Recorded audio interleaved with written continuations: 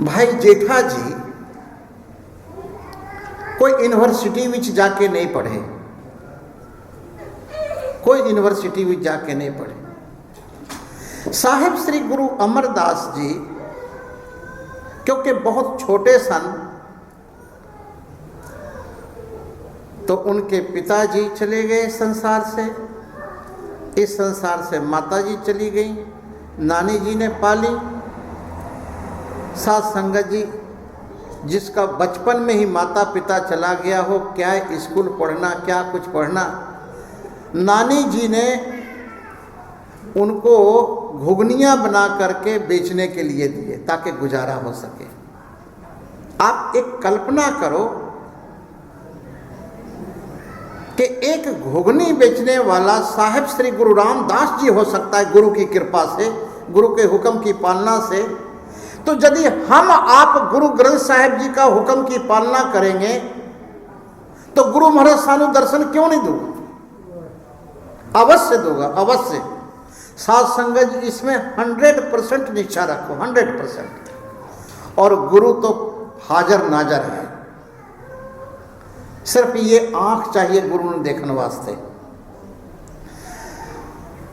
भाई जेठा जी एक दिन सत्संग विच बैठे ने, साहिब श्री गुरु रामदास जी महाराज संगतां नूं उपदेश करते ने। जब सत्संग समाप्त हुआ, साध संगत जी सारे संगत धीरे धीरे करके चले गए। भाई जेठा जी हाथ जोड़ करके बैठे रहे। साहिब श्री गुरु अमरदास जी महाराज प्यार से बुलाए, बेटा सारे संगत चले गए, तुम भी जाओ। आंख में आंसू, हाथ जोड़े हुए, सिर झुकाए हुए भाई जेठा जी कंधे ने, सच्चे पातशाह जिसके परिवार थे वो वहाँ चले गए, जिसके माता पिता थे माता पिता के पास चले गए, जिसके घर थे घर चले गए, मेरा तो इस संसार में कोई भी नहीं है। कहते हैं साहिब श्री गुरु अमरदास जी महाराज तख्त से उठे और उसको गले लगाए। कहते तू अनाथ नहीं है, आज से मैं तुम्हारा हूं। और साथ संगत जी खेल तो वहीं से शुरू हो गया, नानक नदरी नदर निहाल। जब गुरु स्वीकार कर ले, हमें गुरु अपना ले, तो वो सिख का समझो कैसा भाग खुल गया होगा उस वक्त। और तब से एक ही चीज़, हलीमी, सेवा और गुरु के हुक्म की पालना। भाई जेठा जी और भाई रामा जी रिश्ते में ये दोनों साहिब श्री गुरु अमरदास जी दे जवाई ने। डिफरेंस देखो, साहिब श्री गुरु अमरदास जी महाराज ये विचारते सन कि ये जो रबी जोत है, साहिब गुरु नानक देव जी महाराज की जोत है, वो कहाँ ठिकाना है? भांडा धोई भैंस धूप देवो तो दूधे को जाओ। ये जो जोत है ब्रह्म ज्ञान, साध संगत जी सब जगह नहीं टिकता है। ये निर्मल भांडा विच ही रंदा है। भगवान राम से किसी ने पूछा, महाराज आप किसके हृदय में वास करते हो? भगवान राम कहते हैं, निर्मल मन जन सो मोहे पावा, छल छिद्र कपट मोहे न भावा। निर्मल सच तापर जानिए, आप रोज आशा दीवार बीच पढ़ते हो, सच तापर जानिए जा हृदय सच्चा हो। सच तापर जानिए जा आत्म तीर्थ करे निवास। और तीर्थों विच नहीं, तीर्थों का महातीर्थ तुम्हारे अंदर है आत्मा। और जो महातीर्थ आत्मा विच निवास करता है वो सत्य का अनुभव करता है, और जो सत्य का अनुभव करता है उसके जीवन के सारे अंधकार दूर हो जाते हैं। साध संगत जी, भाई जेठा जी, भाई रामा जी ये दोनों को साहेब श्री गुरु अमरदास जी महाराज बोले कि थड़े बनाओ, थड़े, इसके ऊपर बैठ के भजन करना है। आपको ऐसा लगता होगा कि ये गाथा तो मैंने कितने बार सुना है, लेकिन गुरु की महिमा, गुरु की गाथा, गुरु की साखी आप जितने बार भावना से सुनोगे आपको ऐसा लगेगा कि गुरु अमरदास जी अभी यहीं पर हैं। साथ बार बार सुनना चाहिए सत्संग जी, बार बार, और आश्चर्य की तरह सुनना चाहिए कि मैं पहली बार सुन रहा हूं। साहेब श्री गुरु अमरदास जी बोले थड़े बनाओ, दोनों लोग एक एक थड़े बनाए। शाम तक, शाम को कहते ने भाई रामा जी ये थड़ा ठीक नहीं बनया है। कहते महाराज सत बचन। भाई जेठा जी को बोले भाई जेठा जी ये थड़ा ठीक नहीं बना है, इसको ढा दो। दोनों लोगों ने ढा दी। दूसरे दिन सुबह फिर कहते ने कि थड़े बनाओ। दोनों लोग शाम तक थड़े बनाए।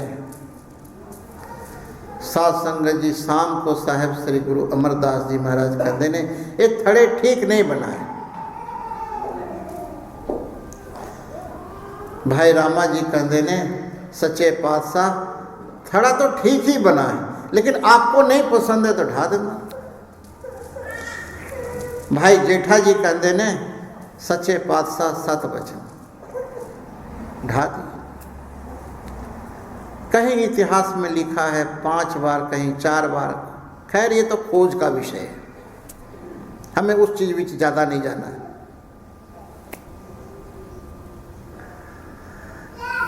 तीसरे दिन कहते हैं भाई रामा जी को शाम को गुरु अमरदास जी बोले कि थड़े ठीक नहीं बना, ढा दो। भाई रामा जी कहते ने सच्चे पातशाह थड़े तो ठीक ही बनाया, आप भूल जाते हो, जिस तरह बताते हो आप शाम को भूल जाते हो। जब भाई जेठा जी से बोले साहेब श्री गुरु अमरदास जी कि भाई जेठा जी ये थड़े ठीक नहीं बनाए। भाई जेठा जी चरना ते डेग पे सच्चे पातशाह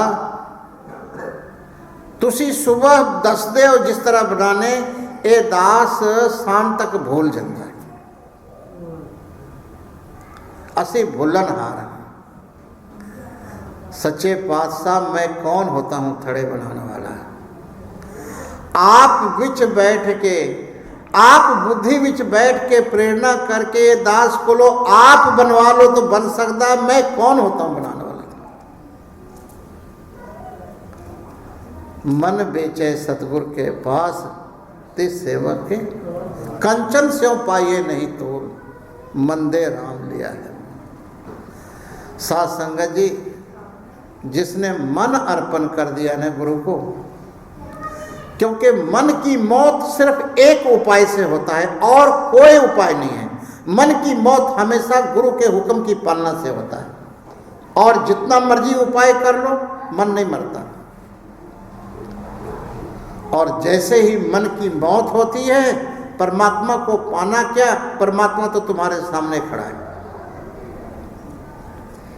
अहंकार ही एक दीवार है।